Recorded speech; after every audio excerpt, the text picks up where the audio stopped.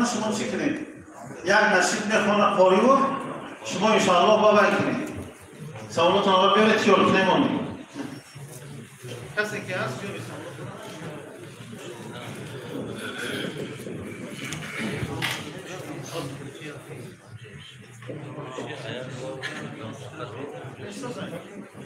شوندان مزاکی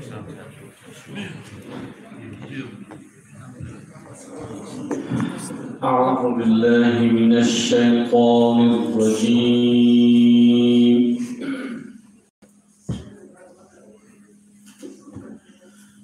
بسم الله الرحمن الرحيم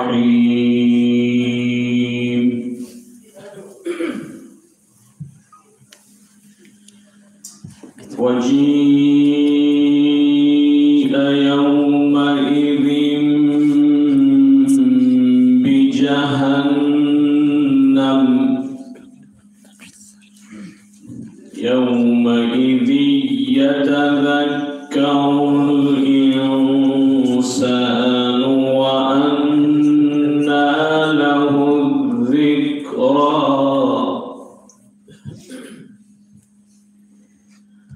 يقول يا ليتني قدمت لحياتي فيومئذ لا يعذب عذابه أحد ولا يوثق وثاقه أحد يا أيتها النفس المطمئنة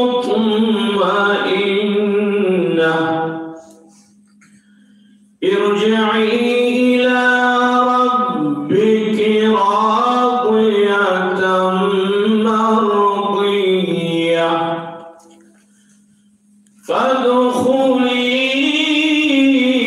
في عبادي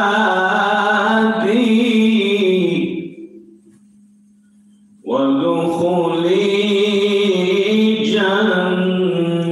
جنتي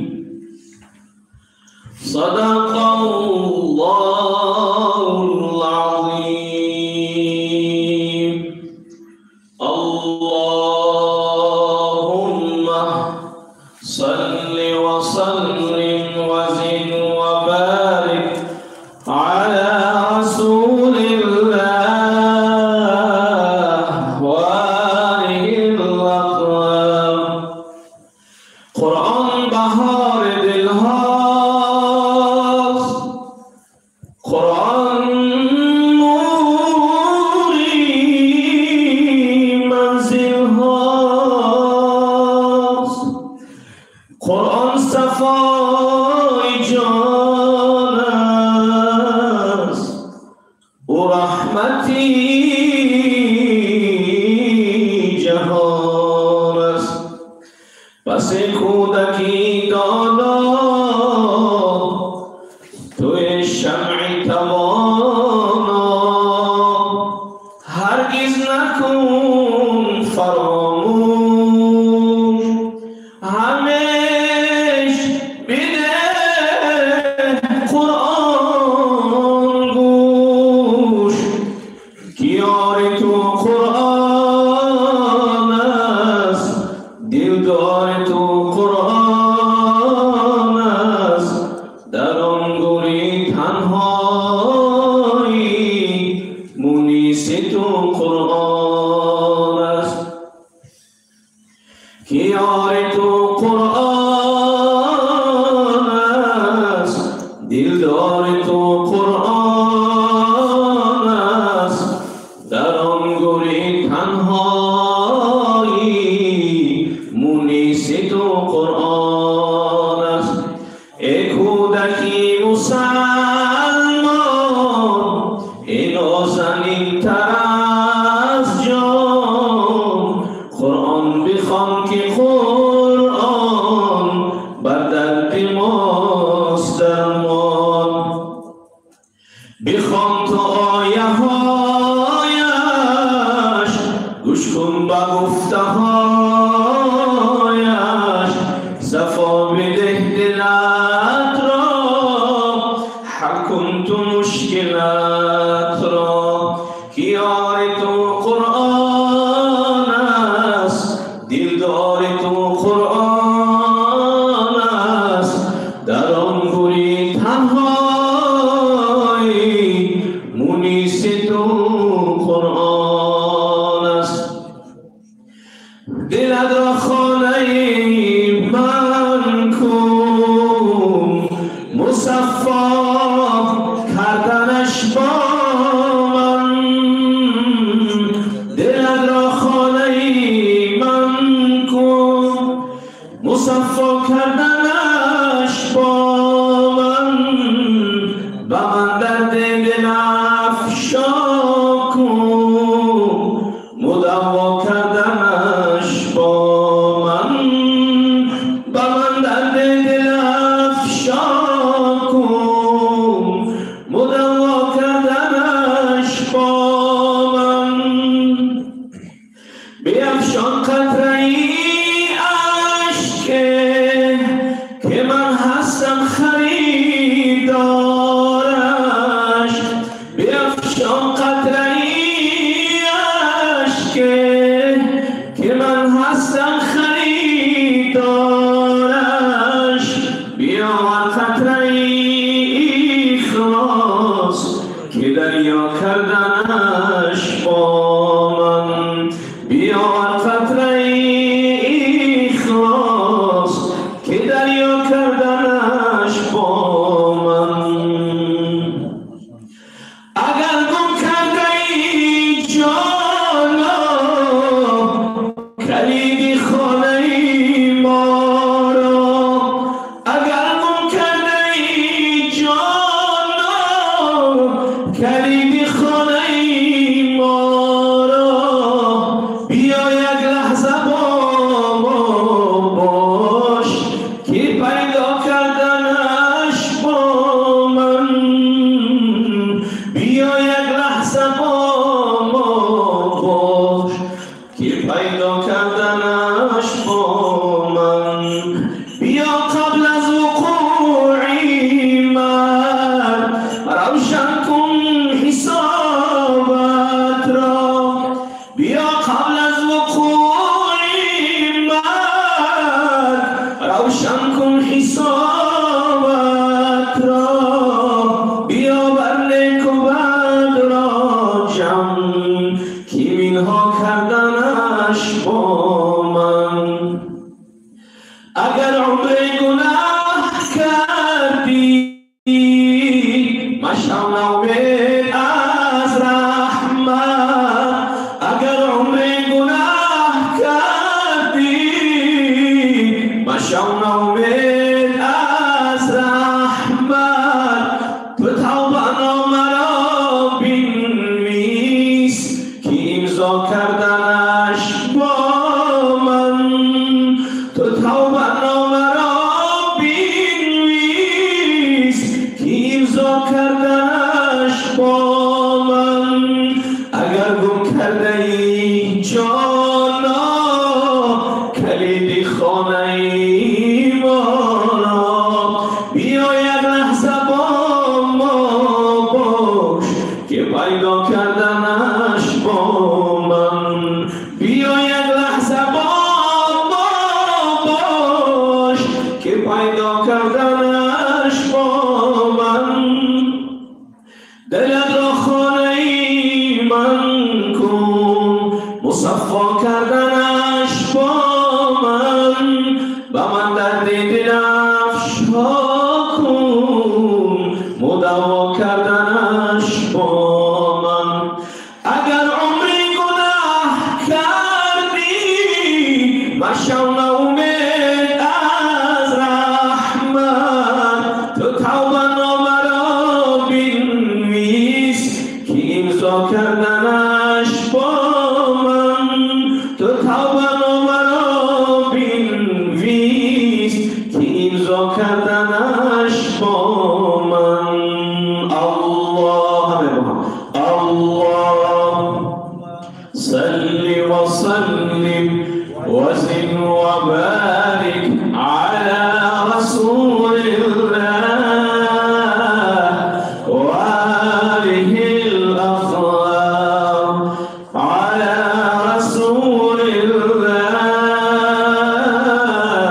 وآله الأطهار اللهم صل وسلم وبارك عليه.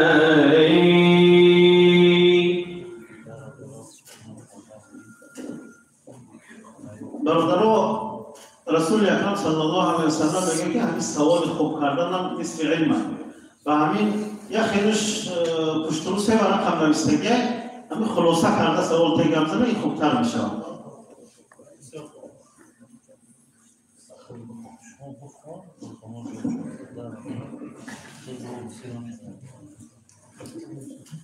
خب السلام علیکم حاجی میرزا، صدقه زکات با سیدزاده ها درست است؟ ایشان ها ما در یک ایشان صدقه دادیم، صدقه فطر نگیر.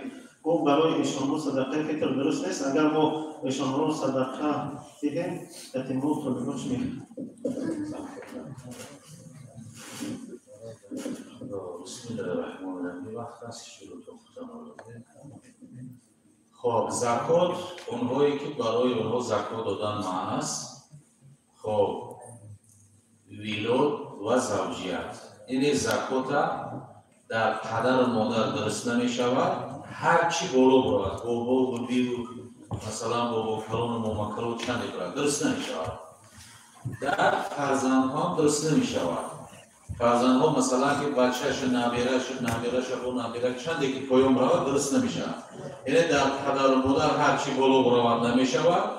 در فرزند ها هم هر چقدر پایام رود زکات درست نمی شود. دیگر زکات مولا در همسران درست نمی شود. مثلا زکات مولا در زنی خدمتی درست نمی شود. یا اگر زنی بای و دولت ثروتمند باشه زکاتش در شوهر خودش درست نمی شود. خب دیگر در غنی درست نمی شود. کسی که پول به نصاب دارد مثلا $2000 زیاد داشته باشه و او زکات دادن درست نیست. و برای آدمی ثروتمندی که پول به نصاب دارد حرام است اخذ زکات. گرفتن زکات برای خود آدم حرام است. خب در بای درست نیست، در پدر و مادر درست نیست، در زن درست نیست، در فرزند درست نیست و دیگر درست نیست در بنی هاشم. همین سوالی که این برادر دادگی در سیدزاده ها و ایشانزاده هایی که اصل نسبشون البته رفته و مثلا که حضرت علی و فاطمه رفته و پیامبر صلی الله علیه و میرسد برای اینها هم زکات گرفتنشون رخصت نیست. چون که پیامبر صلی الله علیه و سلم در حدیث من فرمودگی هستند که زکات یعنی غساله را میگن. زکات چه در عرف مردم خودمون میگن زکات چرکی مال است میگن تو. همین چه دستات میشوی دستای سیاه و مثلا چرک میشوی میغوجی که از اونجا چرکوها میریزه همون را غساله میگن. پیامبر در حدیث مبارک بیان میکنه که غساله خودتون را چرکوهاتون در مسجد و در اولاد من صرف نکنید.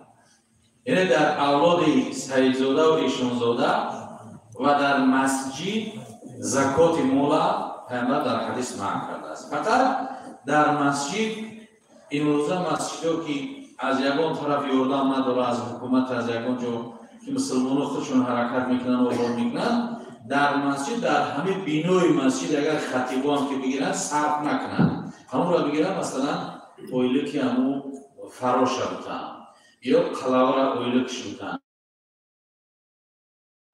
یا که مثلا خدمتگاری همون مسجد همون را با تنش به شرط کم بغل باشه درست میشه.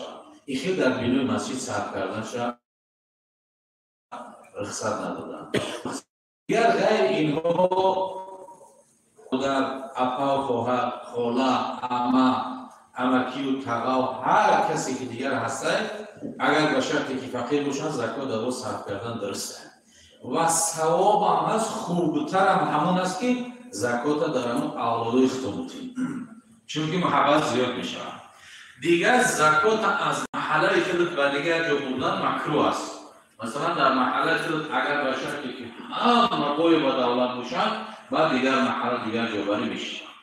یا که دیگر دو محتوشتر باشن. البته همون گفتگی که گفته در طالب علم، در مسافرها، در آدمای کم بیزوان، در آدمایی که نه شرایطشون خوب نیستن، آدمایی که قرضدار هستن، آدمایی که یک کسل رنج دارن دارو میخرن، در همه صرفشون کنیم انشاءالله که در جای خودش میرسن.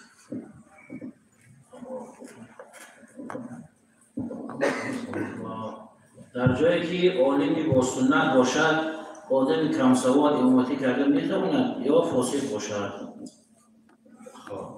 برای امامتی اصلا بیان شدگی است که امامتی عالمی بی سنتی، کسی که عالمی با سنت باشد. یعنی برای امامتی اول عالم در نماز پیش برود. خب عالم با معنای که همه تفسیر و حدیث از کل علم دنیا با خبر باشد، نه، کسی که عالمی با علم نماز باشد، فرض ها را بدانه، واجب ها را بدانه، سنت ها را بدانه، مستحب ها را بدانه، مفسد، مکروه و مباح، از همین علم با خبر باشد، یعنی از علم نماز عالم باشد. و در صورتی که پیامبر صلی الله علیه و سلم در حدیثی که هر بار بسیار یک بشارتی خوب دادند که نفری که از تقوای عالمی با تقوا نماز میگذارد همچنان است که از تقوای پیغمبر نماز خوانده است. هر کسی که از تقوای پیغمبر نماز میخواند او نماز یقینا که مستجاب میشه و دربار خدا قبول میشه. در صورتی که عالم باشد و دو تا عالم هستند، یک تاش قاری‌تر است، یعنی قرآن با تجوید و با ترتیل میخونند. دو عالم هستند و کدامش که در تجوید و ترتیل قرآن خوب میخونند همون قاریش پیش میبرند.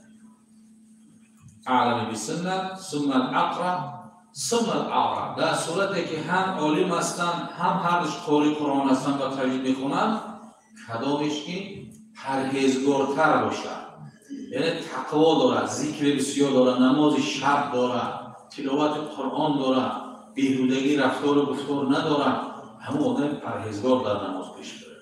در صورت که هر دش قوره هستند پرهیزگار هستند، در این صورت کدامش که در سین سال کلانتر باشد، چون که آیت قرآن داریم والسابقون اولئک المقربون فی جنات نعیم. هر کسی که کلانتر و کلانتر است او سبقت گرفتگی و جنت و خدا اون نزدیکتر است.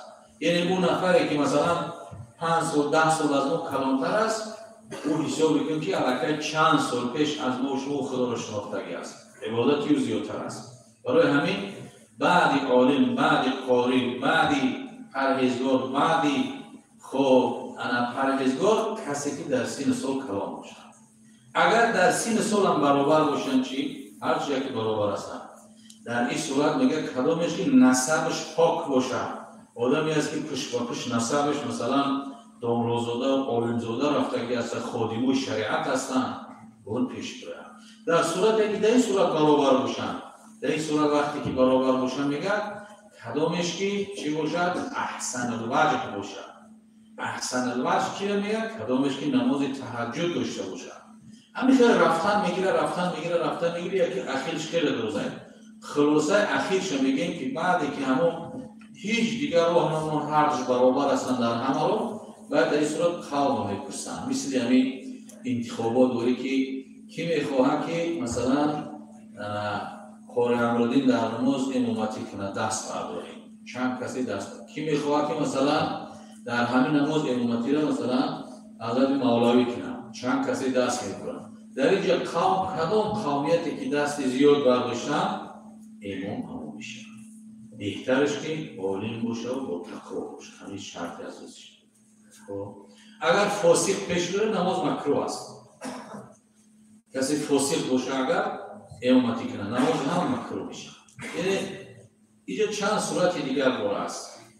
اگر به شرطی که یک فاسق هستی یک عالم، اگر عالم میگن که پیش بدارو در نماز، میگن نه اگر شما پیش بدارو فاسق میگن گناه همه قوم در گردن هم عالم است، در گردن هم قاری است که گفتنش امامتی که نکرده فاسق پیش دارد.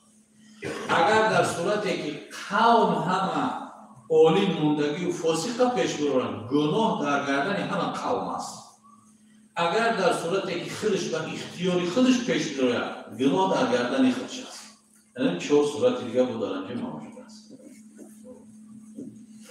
جزای خبرکش در قانون شریعت چیست؟ یا بعد از مرگ یا در عالم برزخ. خدا یارتون باد. در سفر آینده برادر داملو عبدالرحیم قزاقانی رو بیارید که ما نصیحت کنند. انشاءالله که در این باب خیلی همه جو قریب امر معروف و نهی منکر هم بیان شدگی است. نمیمه کسی که بر از یک جو دیگر جو میبرد یک مسلمان ضرر میرسونه باور کنیم اولا در ایمانش حتی شک است. در ایمان اسلامی همه آدم شک است که آیا همین ایمان اسلام دارند یا ندارند. پیامبر صلی الله علیه وسلم در حدیث مبارک میگه المسلم اخو المسلم لا یظلمه ولا یسلمه. مسلمان برادری مسلمان است. مسلمان برادری مسلمان است. همین کلمه برادر اخیر همه میشنو پروا نداره. این همین چقدر اکل دادری خدا محبت داری. اگر اکل دادر بیمار شود دعودا میکنی توابتش کنی، دکتر میکنی، طبیب میکنی. اگر اکل یا برادر در یک مشکلات بزنه شبان روزان میدوی، آدم میکنی، پول میکنی که امر خلاص کنی. مسلمان همش با یکدیگر برادر هستند. هم پیغمبر در حدیث قدسی است، هم خداوند در قرآن بیان میکنه که انما المؤمنون اخوه. شما برادر یکدیگر هستید. نوابسته از پوست، از رنگ، از ملت، از نفس، از منطقه و از مکان جو فرق ندارد. هر اطراف و اکناف زمین هر کسی که لا اله الا الله محمد رسول الله میگه او برادری ما شما است. فرق نداره که چی میگن است. خب اکنون اون نفری که بین خداوند میگه برادر هستیم. پیامبر میگه لا یظلمه ولا یسلمه. مسلمان بر مسلمان ظلم نمیکنه. معناش چی؟ مسلمان بر مسلمان ظلم نمیکنه. پس او کسی که ظلم میکنه چی است؟ از دایره اسلام مسلمانی بیرونتر است. لا یظلمه ولا یسلمه. مسلمان مسلمان تسلیم نمیکنه. نمیگیره مسلمان برای در یک جا بفروشه یا که مثلا خبرکشی کنه. حالا در مسائل فقهی هست که یک نفر از خفاش دویده است میکشن شکر. پیستاله در دست که بیای میپرانه شکر. یک مسلمان دویده اومده است. پیشتر میگه که میپرانم چیکار کنم؟ بعد میگه برای که یکان جو میره پیمان میشه. بعد که رفته پیمان میشه این مسلمان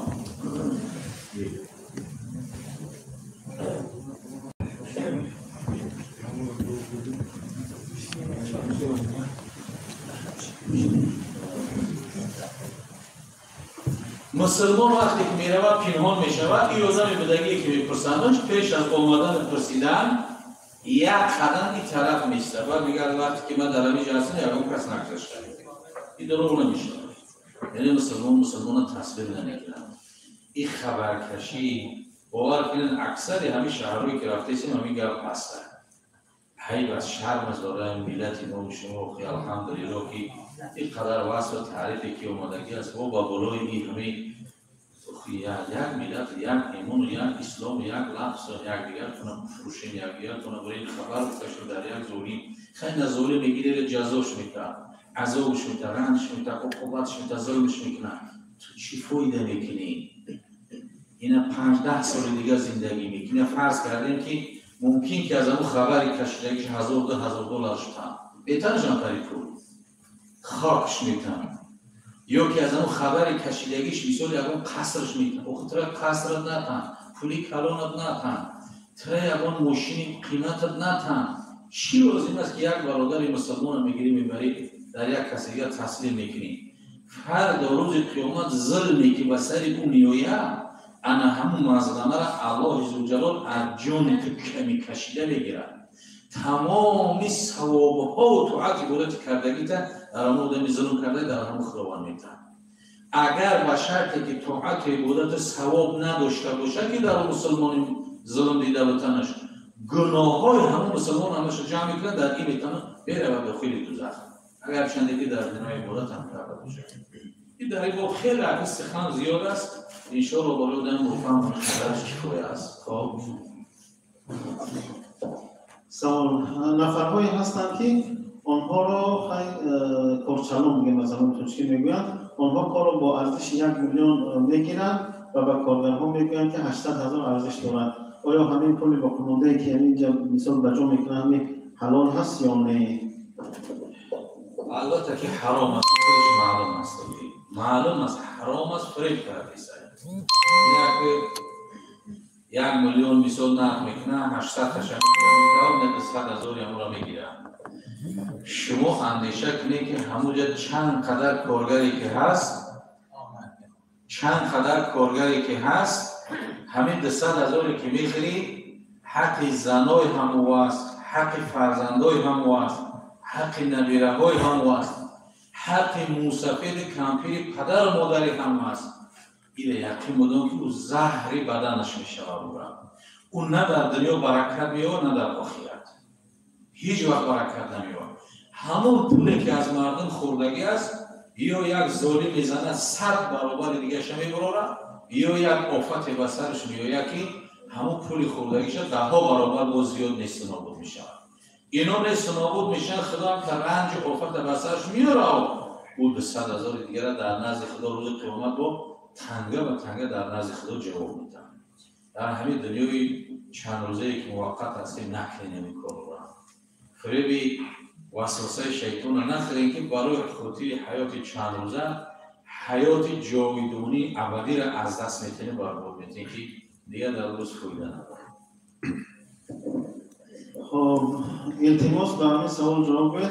همین بریگادیرهایی که دروغ میگن که ما مزد کارتون رو نگرفتیم لیکن در هر یک پرابلم هایی که به سرشان میبیاد مثلا اجرا میکنن آیا برای رابطه میگن که پول نداریم و همین ها ممکن که با دمیسل پیش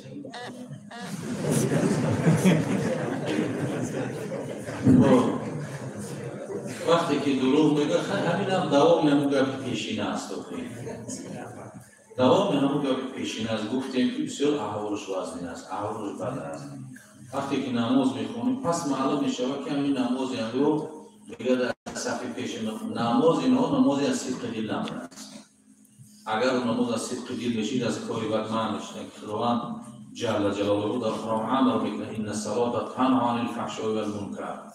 نماز انسان از فحشا و منکر، از بیراهگی و از فسق و فجور نماز انسان باز می‌داره. آدم نمازخوان خیلی گناه‌های بد نمی‌کنه. پس سوال می‌شود که هم نماز می‌خواند لیکن هم گناه‌ها را می‌کند. این چی است؟ بزرگان جوابش میگن که اون نماز می‌خواندنش نماز رویاکی بوده است. نماز از صدق دل نبوده است.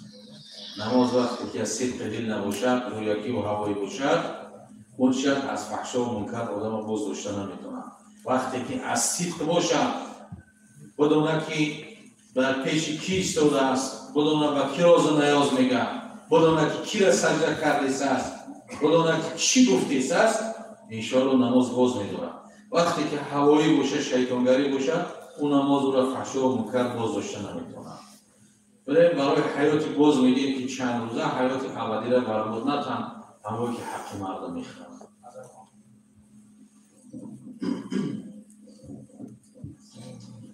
ما در کارخانه کار میکنیم که در سیر آشخانه یک جای داریم با عروس‌ها. ما نمیتوانیم که علاوه اوقات کنیم. گاهی میگن گوشت گاو هست. آیا قطعا میو بخریم میونیم؟ مقصد در اونجا گوشت خوب هم استفاده میکنن. وقتی در وقتی که همین خیرشرویی که شما در اونجا قرار داشته باشیم و ضرورت فقط از چیزهای حلالش بخرید. نانش را بخرید، تخم را بخرید، ماهی را بخرید، اوقاتش را نخرید. چون که در اونجا حتما که واقعی باشن در اونجا یا گوشت خوب یا روغن خوب حتما در اونجا حلاله. چیزهای حلالش را بخرید بسی حلال خوردن قطعی انشاءالله با چند مدت بودن با یک قدر قطعی نمیبره. صبر کنید انشاءالله با جای حلال و پاکیزه شروع کنید دوام دادن بگیره این کار کنم.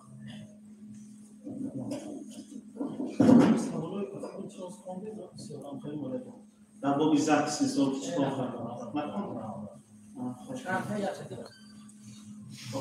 یکی از تلاش‌های اساسی ما در آن است که ما در تاجیکستان شهروندهای عقد نکاحی خود را بکار کرده آمده با زنهای روز عقد نکاحی رسمی یعنی زکس میکنیم. تنها زکس نه زینا. در زندگی با این زنها نه معشوق بازی و نه دست درازی و آنها و این چنین زنهای خودمان را طلاق لفظی نداده ایم و به سوی خدا از این عملهای زشت اینها مترجم. ولی مقصد اساسی که همون زکسایی که مثال برای خاطر گردن است و اونجا مثال که میگیم زن نداریم و کاغذ میارن همون چی اساس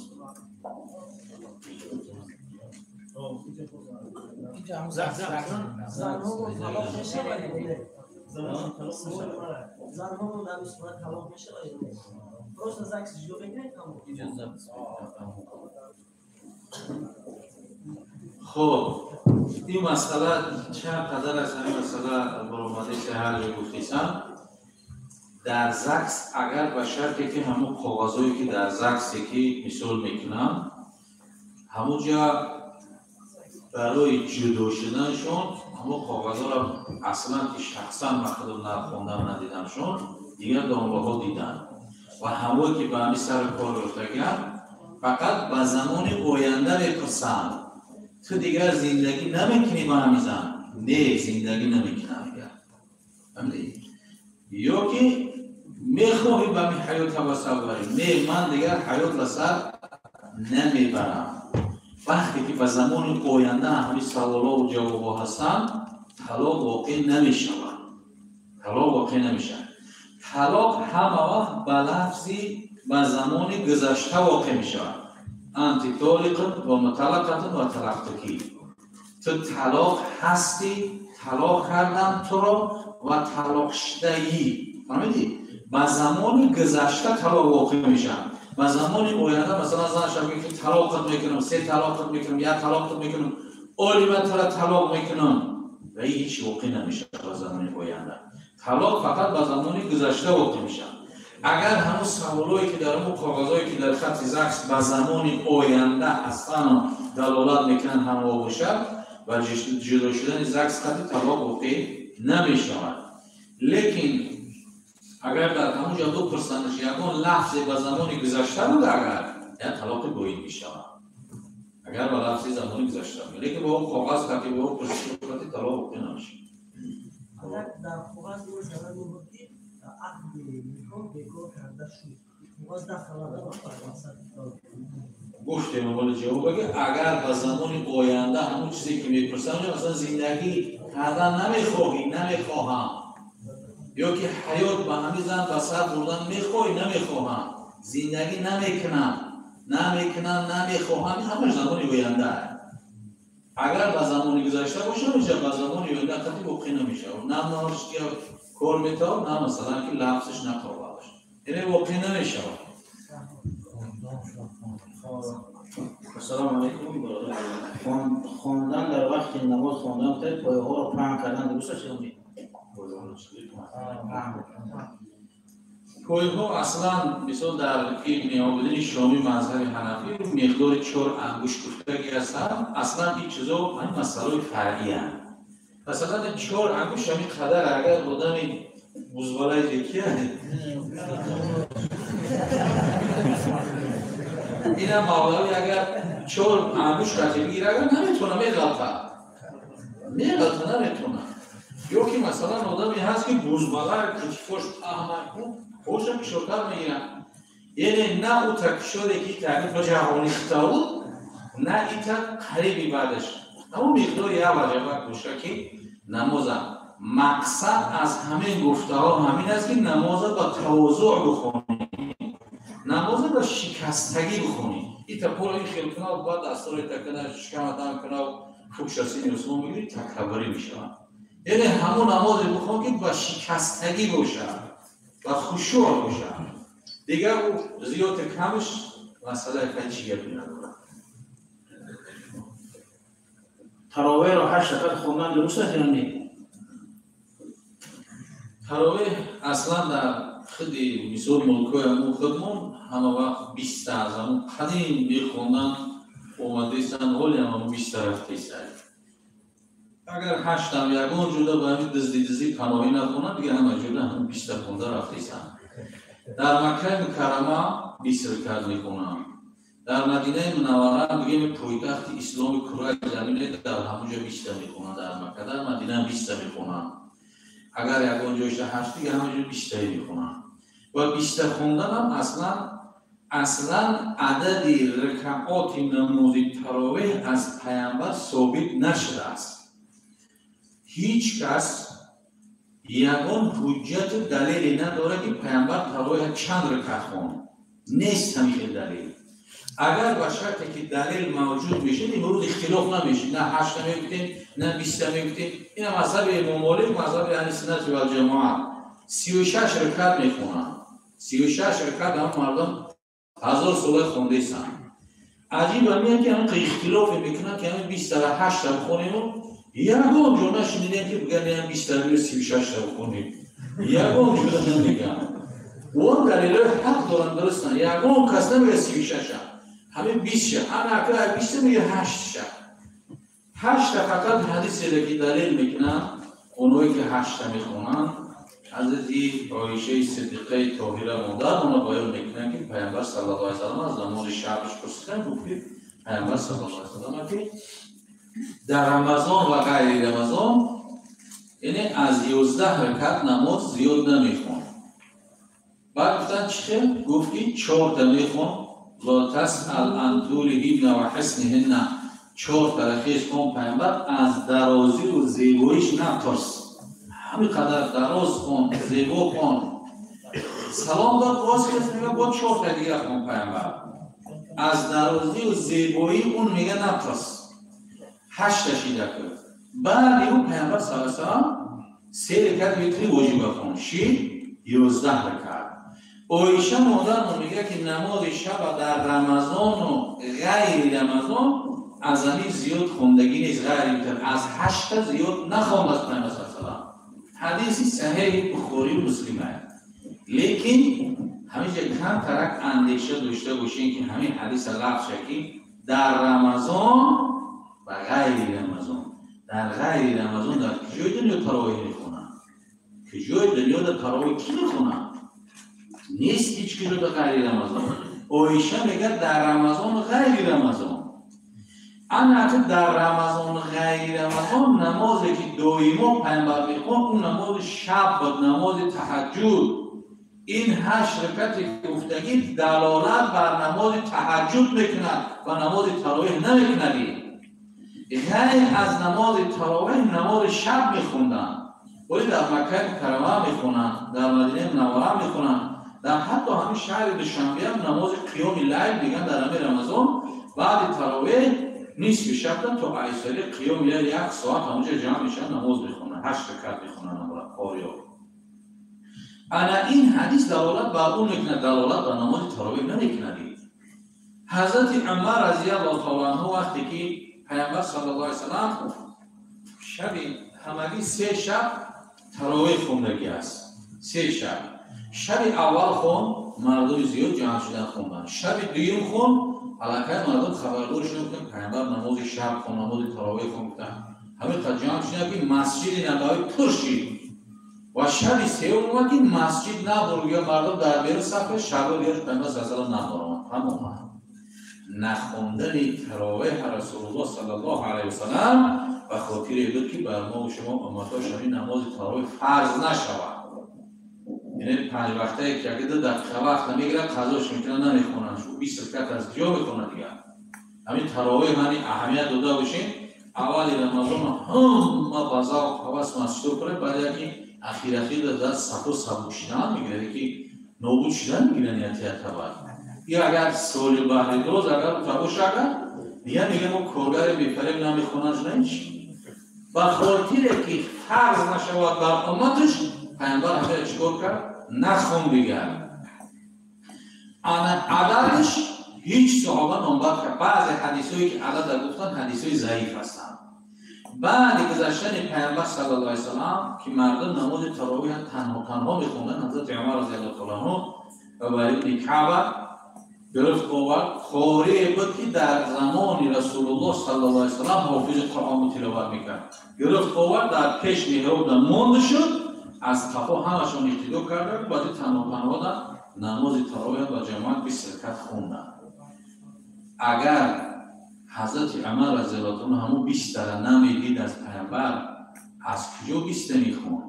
یکون دیگه منی که بعد سرش پیامبر صلی الله علیه و سلم تاکید به ابوبکر و عمر کرد از اکثر حدیثی که بعد من عمل و گفته های بیو بکنیم. پس نعوذ بالله بسیار گاهی زبان نمیگرده که آیا حضرت عمر خطا کرده است که 20 خونده است؟ حضرت عمر بدعت کرده است. حضرت عمر که پیامبر گفت لو کان بعد نبی لکان عمر بن الخطاب، اگر بعد ما یک نفر پیغمبر میشه عمر پیغمبر میشه.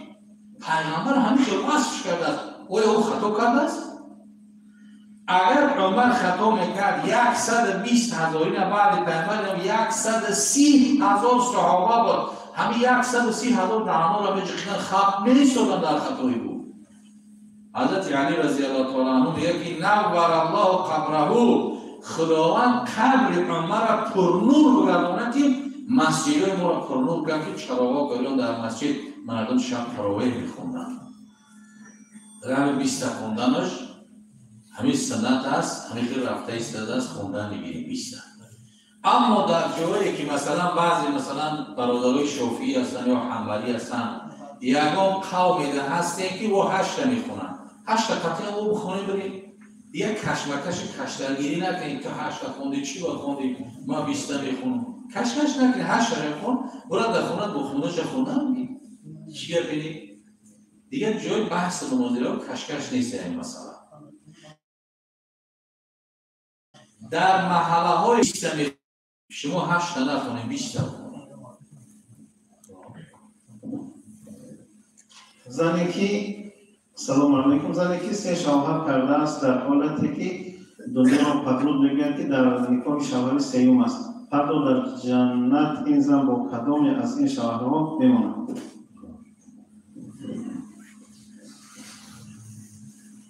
برای دختر خونه بگیرید شوهر کرده گوشه شوهر پیشینش دوست دوره دست اونو بگیره میمونی در جنت. خب این مسئله هست که اگر با شرطی که همون زن 3 شوهر کرده است، این سوالی هم نداره، 3 شوهر کرده است، هم زن جنتی است و هم 3 شوهرش جنتی است.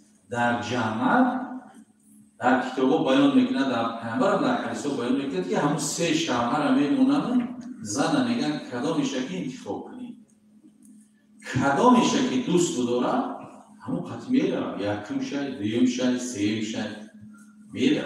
او یکی هم یک شوهر کرده باشه هم یک راه نداره. خب اونه که مرد 4 زن داره، همون 4 زن اگر بهشتی باشن همون 4 زن قطعش هستن.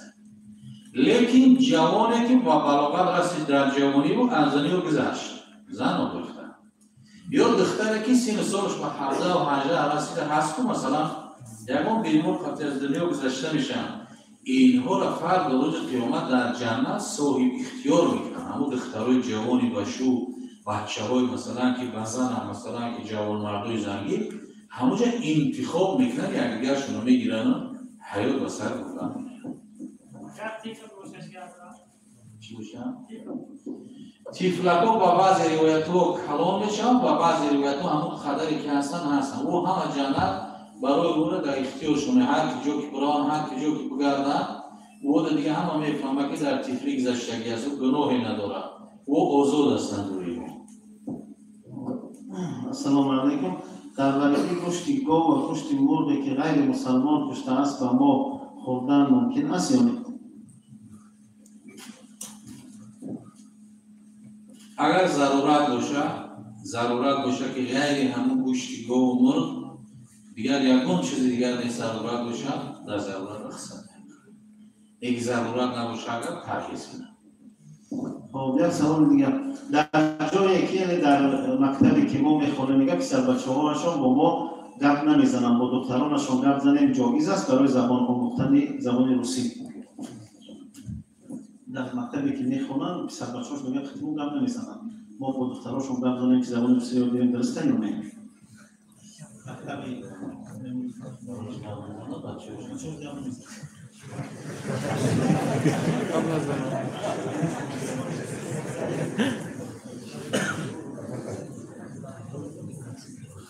پسر-بچه‌اش خط حرکت کنید و مقبول یا بگیرید و خیلی حتما باید همین دختر رو زنگ بگیرید.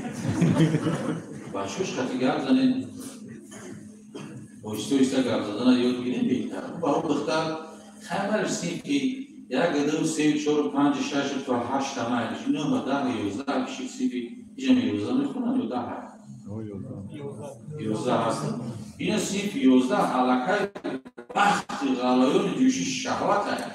او برای روسیو گرفتن یک روزه بر گفت زد استاد برشتن میشینه استاد دستش میخپه روزی دیگه سیب دیگر بعد میبری کل دیگر شید. خداوند در قرآن میگه ولا تقربوا الزنا و زنا نزدیک نشین. این خداوند در قرآن نگفت که ولا تزنوا زنا نکنین، نگفت زنا نکنین، و زنا قریب نشین. اما همون قریب شدن با زنا چی است؟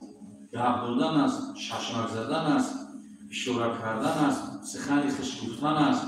و ایشتو نزدیک میشه بعد یک قدش دست به دست سلام میکنه، روز دیگه تنها میکنه، روز دیگه بعد گپای ملایم شیرین پیدا شدن میگیره و روزهای دیگه شلکه دیگه همه تیار شدگی است کرد. فقط همه یک زینا میمونه. خدا پناه بده. اگر خردسال باشن رخصت یعنی که با بلاغت رسیده باشن رخصت نیست. خب بایهایی که زکات نمیدهند نماز و روزه‌هایشان را الله تعالی قبول میکند یا نه؟ برای که شاید 90% بایها زکات نمیدهند احتمال شرطه. این ندرسته که 90% ترجمه میکنم میتونم بایو یعنی یک کوچه رفت تصور 90% خیلی از یوتیوبر در تاجیکستان الحمدلله در ماه شریف رمضان میشود بسیار سوالهای تلفنی از حد زیاد است. تاجرها سوداگرایی که در بازار هستن مغازین دارن دکان دارن همون سوال جواب میکنن زکاتشون رو میبرن. خواه با پول باشه خواه با مال باشه خواه بعضش گو میکشه در همسایه‌اش گوشت تقسیم میکنن. خیلی خوب شده که الحمدلله مثلا. خب هر کجا که خداوند نماز در قرآن یادآور شده است از کفاش بوده است و آتوا زکات اقیموا الصلاة و آتوا زکات و پادری نماز رو و بدهید زکات رو. زکات هم مثلی همین نماز فرض است. زکات خداوند حق فقیر مسکین از همون مالیت جلو کرده است. زکات مال کسی که نمیبره بیا حق فقیر مسکین خود رسد. زکات کسی که نمیبره همون ثروت و پول و مالش در خوف و خطر است. خطری نیست شدن داره. وقتی که شما زکات مالتون رو برآورده دادید او در حفظ حمایت خداوند میمونه. زکات مال داده باشی او نیست نمیشود. دزد او را برده نمیتونه، ظالم او را برده نمیتونه. حتی در همون قدر غلطیدگی باشه همون پول مال شما او را یکم کس گرفته نمیتونه. وقتی که زکات مال تا برآورده داده باشی و پول مال تا حلال گشته باشه. زکات مال برآوردن فرض است. شما صدقه و خیر صدقات نکنید زکات مالتون هم فرض است. پیش از حج رفتن اول زکات مالتون رو بعد سفر حج کن. زکات همین قدر چیزی ضرور است. زکات حق فقیر مسکین است. زکات همون است که خداوند وقتی که بهتر مال عطا کرد، دولت عطا کرد، ثروت عطا کرد، عقل داد، زیرکی را داد، راه پول یافتی، جمعش کردی، خطا آباد کردی، پول داشتی، از همون نعمت عقل و زیرکی که خدا بهتر عطا کردگی است به خاطر نعمت دادگی خدا زکات مال رو به فقیر مسکین بدهید. اگر زکاتی فرضی شدن نماز شما قبول نمیشه. طاعتی بوده چند این صدقه و خیر و صدقاش قبول نمیشه وقتی که زکاتی مال شما زکاتی مال فرض است. اگر $1000 یک شخص داشته باشه اوایل میشه زکات میگی در کماش میشه مشکلی میشه. $1000 زکات واجب نمیشه. نه $2000 رو تقل باشه از $10,000 $50 میده. از $1000 زکات واجب نمیشه. لیکن انسانی که $1000 داره $25 شده. $1000 داشته باشه باشه که $25 هم زکات گفته برآورده انشاءالله اجر ثواب شد 2 برابر میگیره و نصاب نرسیده دادگی است. یا که دیگر یک راههای آسانی شبا بگم برای شما. راههای آسانی و سبکی همه که مثلا شما صاحب زکاتون هر ماه رمضان میبرید یا یکان ماهی بدهی انا که تا اون ماه حالی نرسیده است تو همون ماه باید زکاتی معتبر ببرید همین بین سال یک خشت بود توی میکنن مثلا کم بغل دختش میده باید دختشوتی 10 برابر بچه زنتی قیمشیدگی است همون خمش کشیدگی اوی دیگر گوشورشوگی چلایتیلوشوگی صندوق رو کولین اچته چوله و حساب کنی اگر او $2,000 که بچه دار میده $7,000-8,000 میشه همون مبلغ هم مثلا میبرید $100 یا $100 همون توی درفتی همون هم میتیشو نیتی زکات میکنی نیتی زکات فرضه $100 میتی نیتی زکات میکنی یا یک کس کسل رنجور بیمار دارو و دوا و بلسه و همون را میره $100 دیگه اون را میتی همین رنجور را میتی یا که تویدو را میتی یا بچه زنتی را میتی یا یک طور علم میتی یا یک کس قرضدار احوالش باید میبراری $100 میتی نیتی زکات وقتی که زکاتی معتبر آوردی هنهمی را همش در وقت آوردن مینوس میکنی مثلا اگر $500 زکاتی تو واجب شده باشن $100 شده در توی اومدن رو دادی او را مینوس میکنی $100 دیگه یک کسلی بیماری را دادی یا قرضا را دادی او را مینوس میکنی $100 دیگه که یکان مثلا کاری دیگه در یکان آدمی ضرورمند دادی یا همین $300 که در دوام سال دادن در وقت زکات دادن همین $300 را مینوس میکنی بعد الان باقی موندهش میکنی یعنی پیش از آمدن وقت زکات دادن رخصت این کارش با سنته که هم مردک خرسان میشه کسلی هم تویدور خرسان میشه هم فقیر و رنجور و قرضدار خرسان میشه هم زکات از گردنشون ساخته میشه بریگادرهایی که برای کار کردن کارگرهایشان رو شب روز تاکید میکنند لیکن برای نماز و روزه و اذکارهای بد تاکید نمیکنند فردا روز قیامت جوابگوه هستند یا نه بریگادرهایی که مثلا برای کار شب روز تاکید میکنند لیکن برای نماز و روزه رو کارهای بدشون تاکید نمیکنند و جوابگوه در قیامت هستند یا نه انشاءالله برای نماز یورا مثل هم وقت شنیدیسی از دیسکو از تلفونو از همه جوان پر است اکنون برگردی در وقت همی شش سریع حدود امر معروف بود من مصطفان بچه روزا تبیگی بود خیلی آدم کم دیده میشه اون سری کار است وقتی کار است باید کار اجرا کنی لیکن باید که در اصل مثل مسلمان برادر مسلمان است باید شنید باشه که بچه ها زینا نکنید دزدی نکنید حق مردم نخورید این گفتن این برای همه ما شما شرطه فقط برای ملا و برای واعظ و برای برگردیر نه همه باید یکدیگر شد و تواصوا بالحق و تواصوا بالصبر وصیت به صبر و وصیت به حق همه باید داشته باشن و یکدیگر شد خب با در حق برگردیرهایی که کارگران را فریب میکنند پولشان را نمیدهند اگر این قرضدار مورد جنازه‌اش درست است یا نه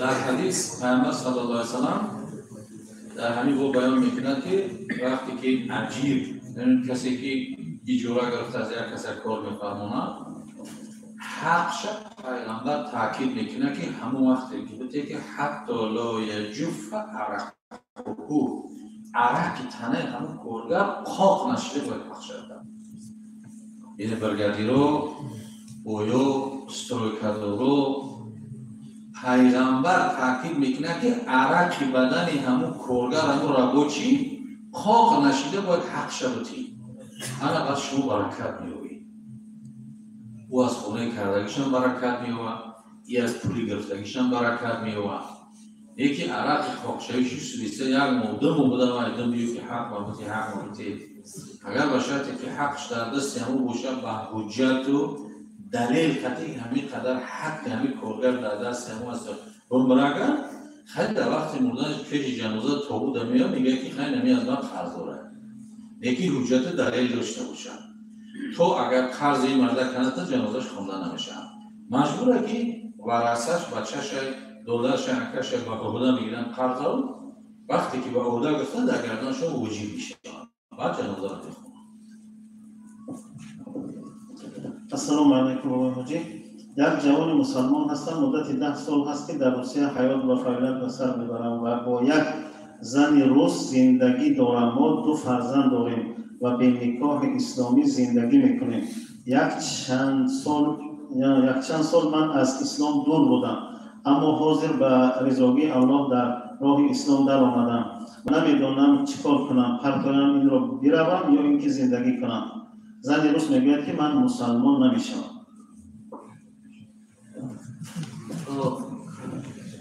در این صورت البته که اولا توصیه همین است که همون دعوتش کنم، بفهمانش به نرمی، به خوبی، همین که الله عزوجل در قرآن بیان میکند ادع الی سبیل ربک بالحکمت و الموعظة حسنه، با حکمت و موعظه نیکو دعوتش کنم.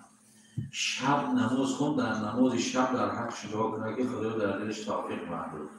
میگه در حقش دعا کنه، دعوتش کنه، فرزندش یتیم نکنه. اولا توصیه ما همین است که همون را اصلاح کنه و زندگیش دوام بده.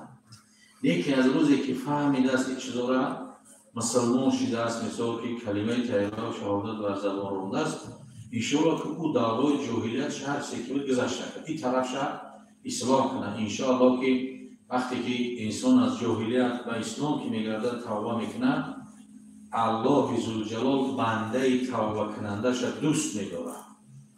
خداوند میگه باز آ هر آن چی کردی باز آ، گر کافر و گبر رو بپرستی باز آ. خداوند میگه این درگاه ما درگاه نومیدی نیست، 100 بار اگر توبه شکستی باز آ. دربار خدا هم موقع شده است. وقتی که از صدق همه آدم پشیمان شد، پیامبر میگه الندم هو التوبه، همه پشیمان شدن خودش توبه هست. خداوند بخشنده است. اگر این طرفش اصلاح کنه، تا حد امکان دعوت کنه، کاری کنه، مسلمانش کنه و فرزندش مسلمان کنه و زندگیش برده. لیکن که هیچ بگردن نگرفت و طرفش باید اختیار به خودش.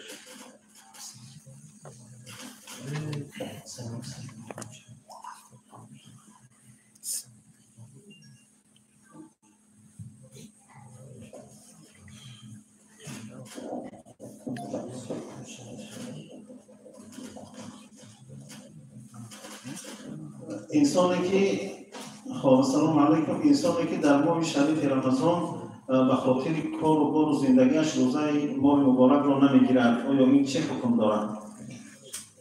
در ماه شریف رمضان به خاطر کار و بارش روزه نمیگیرد، این چه حکم دارد؟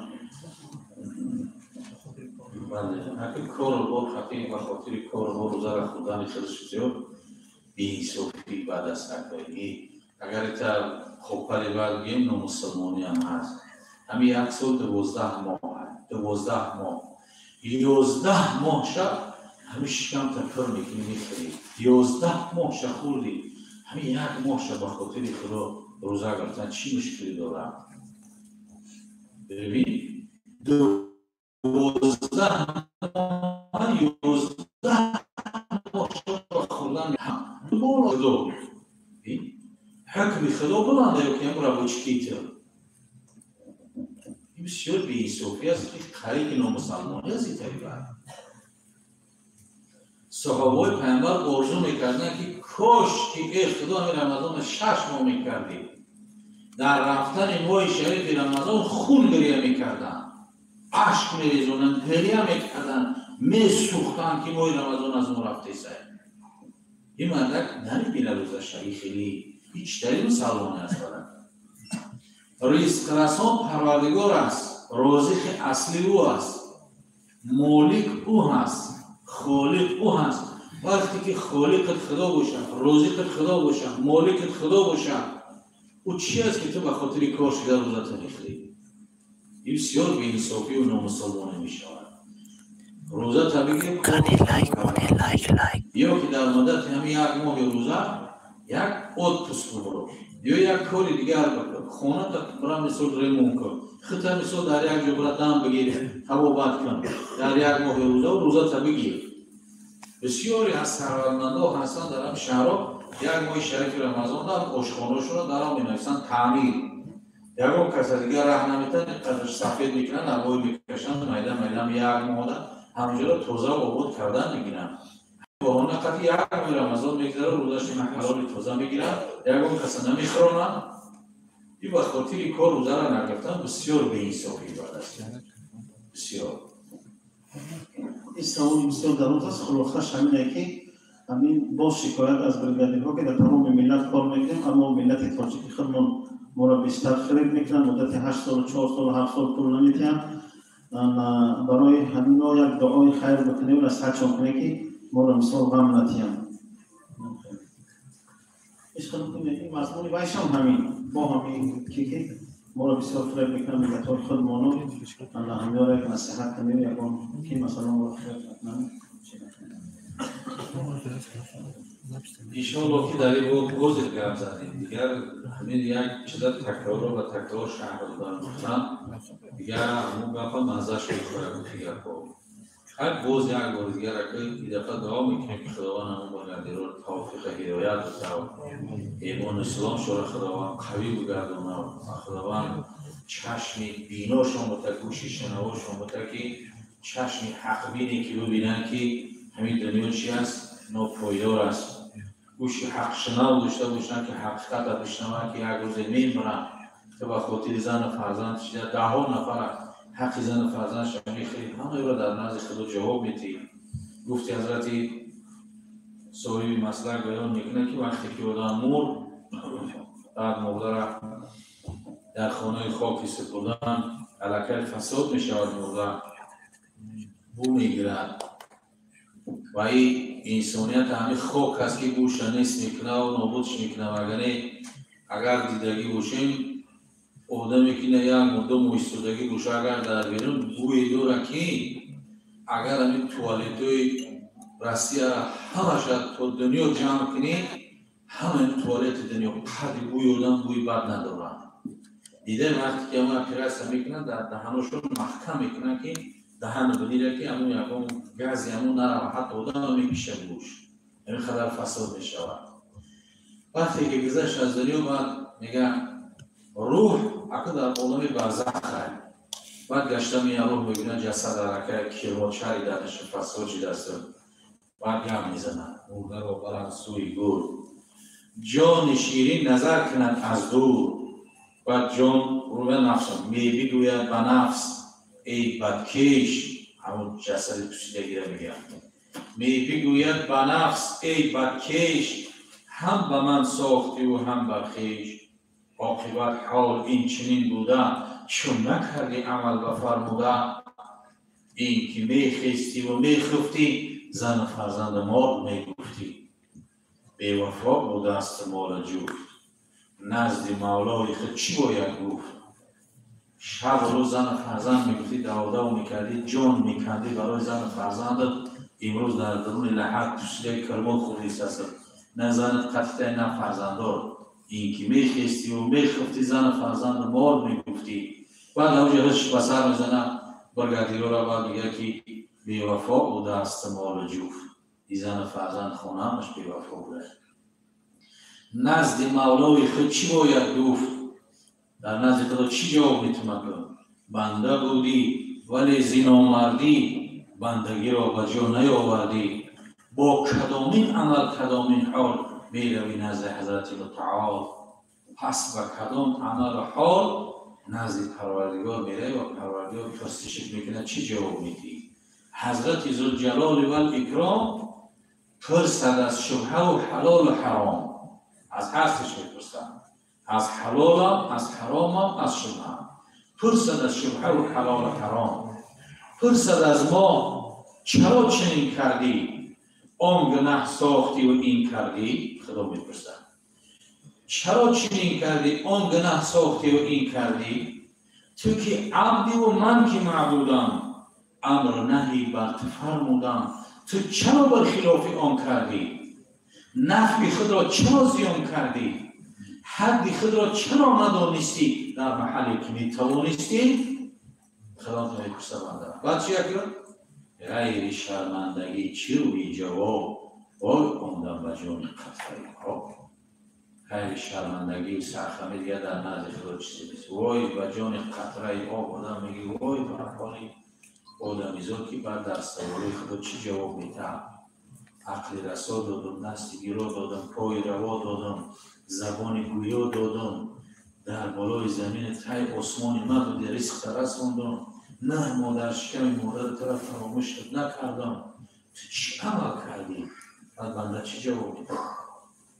از مادر تولد شدی در اونجا که یک تومن نبود، خوراک نبود، نان نبود، پول نبود، کیلو نبود، دلار نبود، لیش تولد شدی، عقل نداشتی، حتی که نجاست از خوراکت فرق نمیکردی، همه را صاحبی قدر چیز شدی، اینا را در نزد خدا چی جواب میدی؟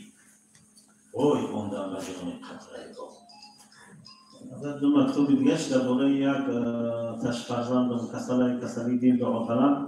بعضش بود حق پدر و مادر دعا کنیم، انشاءالله دعای خیر میکنیم. وقتی نمازم کمون دعا میکنه انشاءالله. و برادران بعد نماز خفتن انشاءالله حضرت استاد یک دهن سخن میکنه، بعد انشاءالله رخصت میکنیم. اینش برای که از وقت کم شده یک اعلان دیگه که استراتژی همونجا هم وقتی دعوت میکنیم که روز یک شنبه نماز شام در اینجا میخونیم، من میخونیم بخونه و همون نماز شام تا همونجا جمع میشیم انشاءالله. فهمیدین؟ همه کسی نمو کافه واسه چیز زیسته تکه. فهمید؟ نماز شام که خود مسجد نه خود در خونه در اینجا میخونیم، بعد برای که در شرایطی نماز نداره برای هم میشیم و میخواهیم نماز رو بخونیم و همونجا بگیریم انشاءالله. فهمیدین؟ خاطر پیمونو اگه ممکن دارم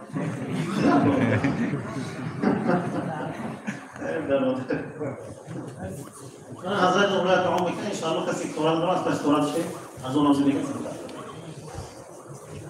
الله زوجلال برادرایی که مکتوبا و سوالات رو روان کردن انشاءالله که چیز سوال دهنده هم اجر ثواب خیلی زیاد یا گرفتن از هم زیاد که از این سوالات باز ما شما دیگر را با خبرشون خداوند دنیا و قیامتشون آباد بیارانند. برادرایی که سوال کردن و الله زوجلال همه ما و شما را توفیق هدایت نصیب روزی بگردانند.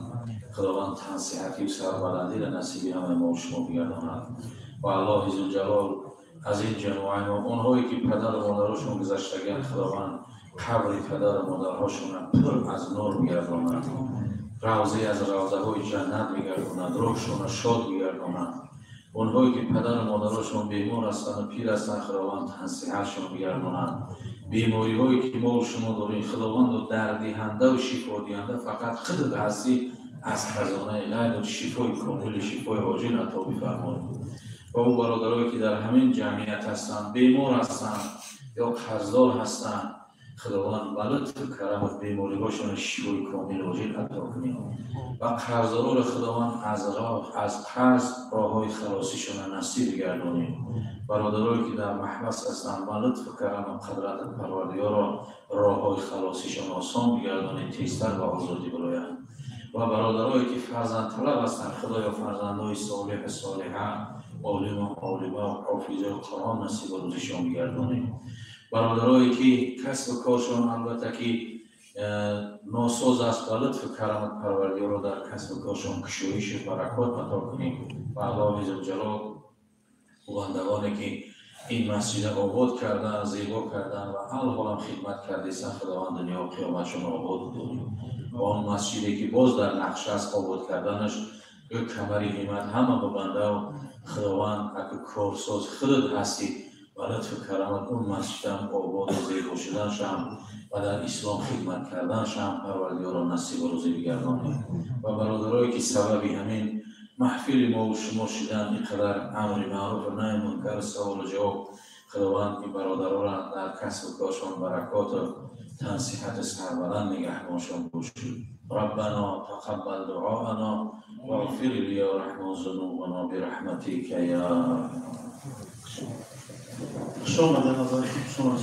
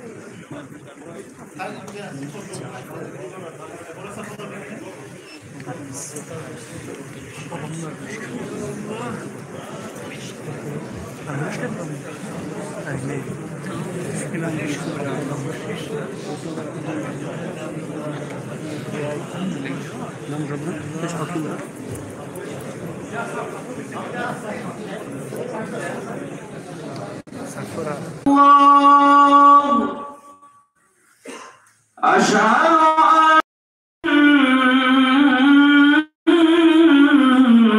محمدا رسول الله أشهد أن محمدا رسول الله حي على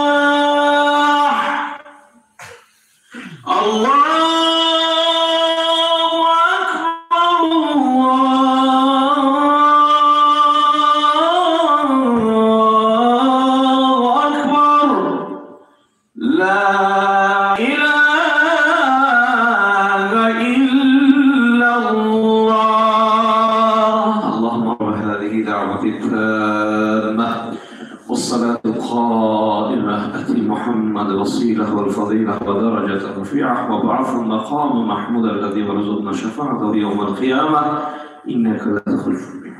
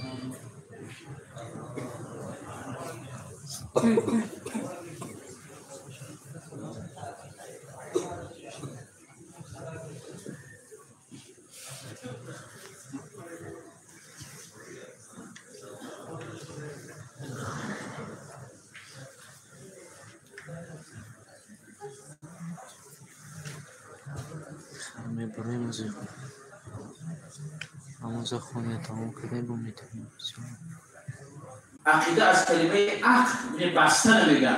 باید با شما در یک ستون مستحکم بسته شده باشه تا نتواند که هر شمال ما را به هر طرف شروع کنند پراکنده کنند.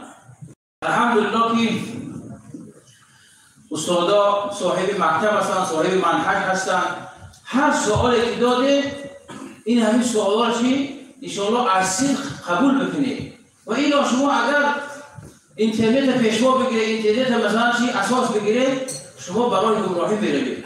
حتی در آیه مبارکه سوره عنکبوت وقتی میخوانیم مثل الذین اتخذوا من دون الله اولیاء كمثل العنكبوت اتخذت بیتا و ان اوهن البیوت لبیت العنکبوت. حتی علمای اعجاز قرآن میگن که همین آیات اشاره علمی هست برای پیدایش اینترنت همینها. میگه داستان حال آنهایی که از راه خدا دور میشوند و کج میشوند مثل یک عنکبوت، مثل یک تارتره که هست که خانه گرفته است و از همه حشره‌ای که آرامش ندارد این تارتره است. برای چی تاری بسیار دورانه در جا خورده. این اینترنت هم هزارها سایت و هزارها کلمه‌های دارن. کدوم رو ببینید؟ انا برای هم حتی یک آدم آمد گفتی یک روز که من نفهمیدم که همین خدا گفتن درست نبوده و فقط الله میگه و گفتم که آخر گفتم از کجا فهمیدم گفتم از اینترنت گفتم که شیخ بودی را میشناسی اوها اگر حاجی مرزا را میشناسی اوها یکان بار از زبان همینا شدید که الله مثلا خدا گفته بودن پروردگار گفته ها گفتم همینا را چند سال میشناسی 10 سال مانده آقا همه قصار که میشناسی همه قصار همین بیچاره گفتن این که اینا یک طرفو گفتم او انسان گفت که جایز نیست خدا گفته او که این همین اینترنت یک کس بود نیاز برادر برای هر سوالی که داده خوب مثلا چی اهمیت خوب مثلا چی رعایت کنید.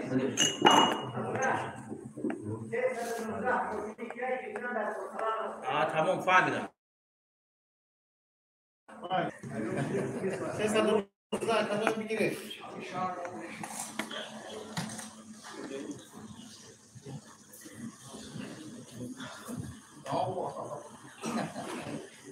بسم الله الرحمن الرحیم.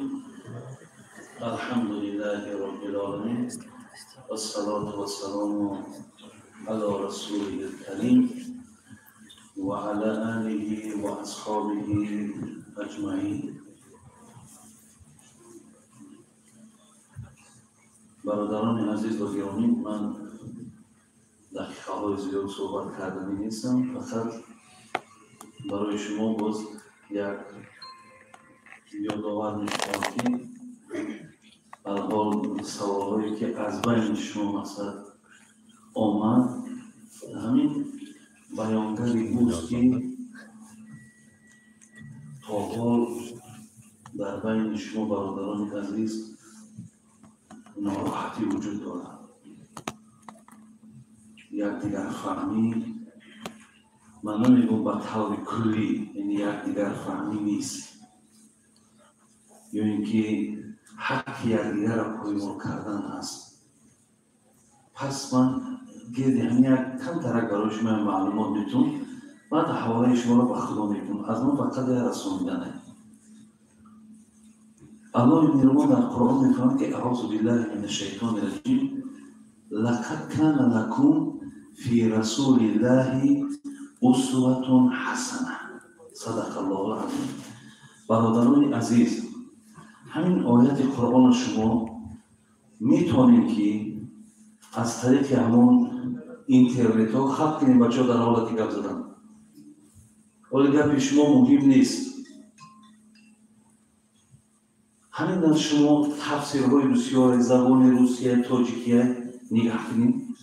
الله میفرماید برای ما که برای شما این امت مسلمان حیات پیامبر الگو هست.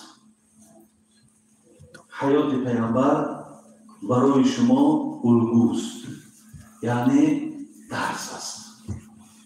شما برادران چگونه ای که پیامبر ما صلی الله علیه و سلم غیرت داشت باید امت شما که غیرت داشته باشد.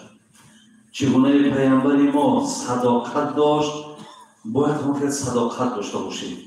چگونه پیامبرمان رحم داشت باید همچنان شما رحم داشته باشید.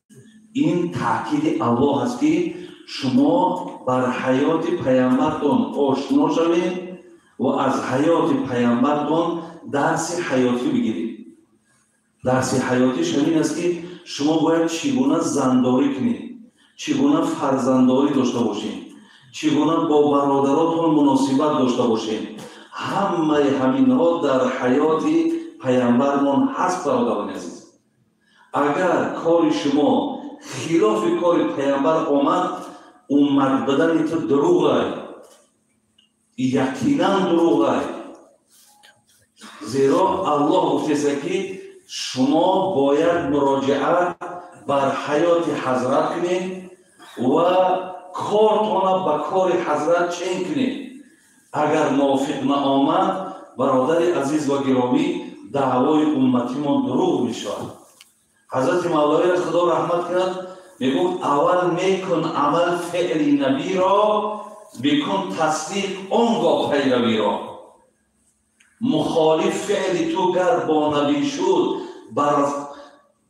بر رسول چگونه پیروی شد؟ وقتی که اگر فعل تو مخالف فعل پیامبر آمد، این چگونه معنای پیروی دارد؟ برادران عزیز، همین قرآنی که حاضر من در دستم گرفتم، من فکر میکنم همینجا کسی که حقی کسی را میخوره، کامل حرام میخورین، حلال میخورین، کدام نسبت دیگر مثال همون مناسبتی بد داری، یا کدام تمه برای میفروشی، یا کدام در پیش اگر گنده میکنی. همین قرآن حاضر اگر ما اینجا صفحه اول دستی به دست کنیم، همه دوستاش میکنیم. یکم تا شما همین قرآن در پایانتر نمیگذارین، همه در بلندی میگذارین، یعنی به همین احترام دارین که همین کلام خداست. همین در آیت 14 سوره نازعات الله میگه و اما من خاف مقام ربه و نهى النفس عن الهوى فإن الجنة هي المأوى. الله را ببینید چی میگه؟ فإن الجنة هي المأوى. دادرای جون این دنیا اونقدر ارزشی نداره، اونقدر پاینده نیست. زود از برادری عزیز که پیک عجب به سراغتون میاد، جانتون میگیره. الله مهربان چی میگه؟ میگه فإن الجنة هي المأوى. میخواد که جنت جای تو شود. کی نمیخواد؟ خداوند میگه که اگر برای کسی اگر جنت مهم باشد، داخل شدن جنت لازم باشد، دو کار برای او در کار بوده.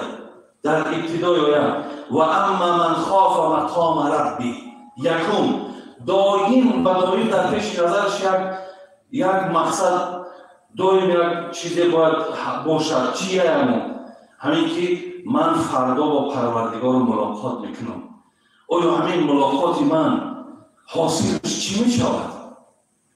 شما میدونید که همه با خدا ملاقات دارید. همه شما را الله مهربان مورد کرسی قرار میده. اینا یقین دارید. الله میگه من با همه شما ملاقات میکنم. یعنی ملاقات خدای مهربان. برادرای عزیز، یا گفتی اما حضرت پیامبرمون که گورتون یا با باغ از باغ‌های جنت مبدل میشود، یا با چوکری از چوکری عذاب. دایم میگه در پیش نظر همین را بگیر که حالا من پیش خدا در راست میشم. الله مهربان از این کردارهایی که حاضر هست برادرها، از یکایکش به نام خدا در اختیار است. از یکایکش در اختیار است که ما چیکار کردیم، ما چی نیت کردیم، ما کجا رفتیم، ما با کی مقصد داد و گرفت داریم. همه اینها پیش الله معینه. ما حدیث داریم از پیغمبران. روز میگه ابو هریره میگه یک مردی آمد که پیامبر یوم اذین تحدث اخبارها، ای سوره زلزله را میخوان. یوم اذین تحدث اخبارها، روز قیامت. حالا ببینیم زمین اخبار میگه معنای آیه تحدث اخبارها. بعد اتدرون ما اخبارها، میدونی که زمین چی میگه؟ قالوا الله و رسول اعلم. ما یکجون میگه این زمین چی میگه؟ و فإن اخبارها ان تشهد على كل امة بما عمل على ظهرها تقول عملت كذا و كذا في يوم كذا و كذا. برادر عزیز، پیامبر میگه این زمین خدای مهربان زبان میده. زبانش میده که این مردک نامش فلانی ابن فلانی کو زمین در برای این گپ زد. زمین میگه عملت کذا و کذا. خود در آن شهر یکوت یادی ها روز پنجشنبه ساعت 3 مقامات رفتید رو گفتیم. همین برادر در همونجا مقصد برای همین یا دپارتاسیا شای یا برای همین یکون مجموع کردن یا مبلغش گرفتن یا سیاه رفته بودی. اوش برادر عزیز دیگر با زمین چیزی که همه فقط حجت ساعت شدی این امیر تا کذا و کذا کردی حتی این مرده که در پشتی مثال امارات پنهانی چی صحبت داشتی؟ هر کدام این برادر عزیز یک به نام علای میرگان قسم موافقی گفته خدا پیغمبر همش آشکار می شود. بعد اونجا خطاب تو چی تصور میکنی؟ اینجا که مقصد خوردی گرفتی حالا که حضرت مولا میگو حقی مردم دهد لذت به کامه باز مثال میزنی پچکر کساده ای میگو رو حقی یافته باشه حقی مردم دهد لذت به کامه گرفت گلوگیرت شود روز قیامت یکی روز قیامتی گلوگیرت میشود ایولی همینجا در برادر عزیز این همینجا در خدام دلار یک پشتی و با صد بدبختی دیگه با انتظار کرد تو این را فکر نکن که تو او را فریب کنی تو خدای را فریب کنی